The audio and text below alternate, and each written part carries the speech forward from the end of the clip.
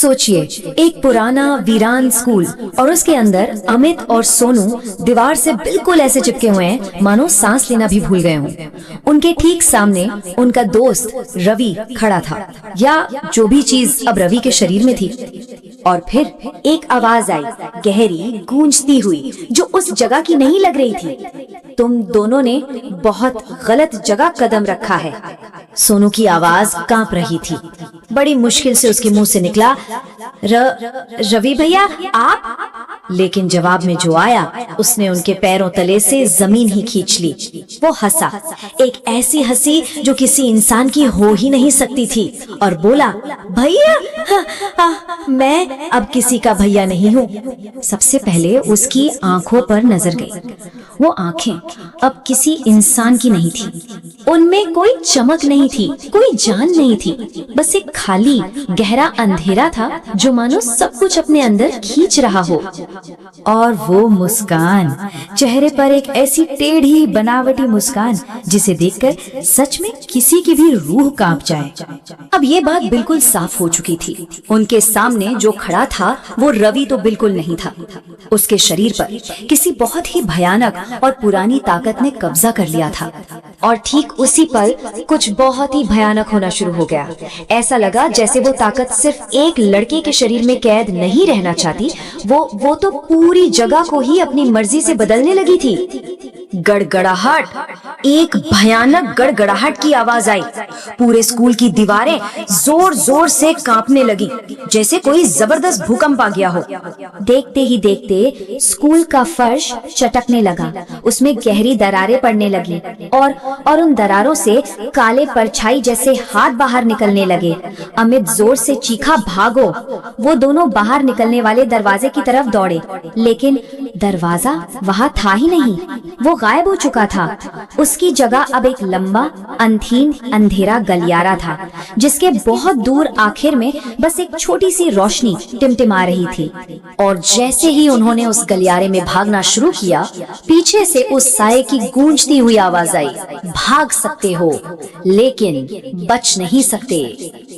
अब देखिए, ठीक उसी वक्त जब स्कूल में ये सब कुछ हो रहा था, गांव में एक और जगह अंधेरे ने अपना जाल फैलाना शुरू कर दिया था।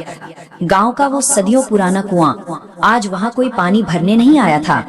आज वहाँ एक और भयावह रस्म निभाई जा रही थी। कुएं के पास रवि की माँ खड़ी थी, और उसकी आंखें भी बिल्कुल वैसी ही थी, पूरी तरह काली। वो कुआं अब सिर्फ एक कुआं नहीं था, वो पानी से नहीं बल्कि एक अथाह अंधेरे से भरा था।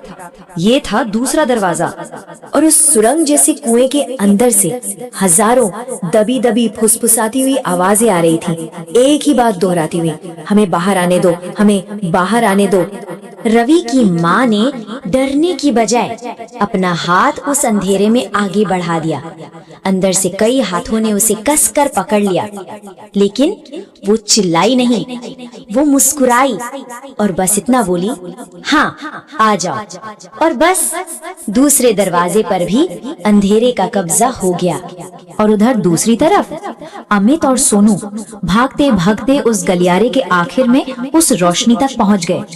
लेकिन जैसे ही उन्होंने उसे पार किया, वो दोनों धड़ाम से एक बिल्कुल अनजान और बहुत ही भयानक जगह पर जा गिरे। ये उनका स्कूल नहीं था, ये उनका गांव भी नहीं था, ये तो कोई और ही दुनिया थी। यहाँ का आसमान काला था, जमीन बंजर और काली थी, और जहाँ जहाँ तक नजर जा सकती थी सिर्फ इंसानी परछाइयों जैसे अनगिनत साए चुपचाप खड़े थे।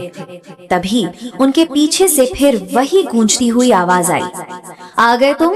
ये वही जगह है जहाँ से कोई वापस नहीं जाता।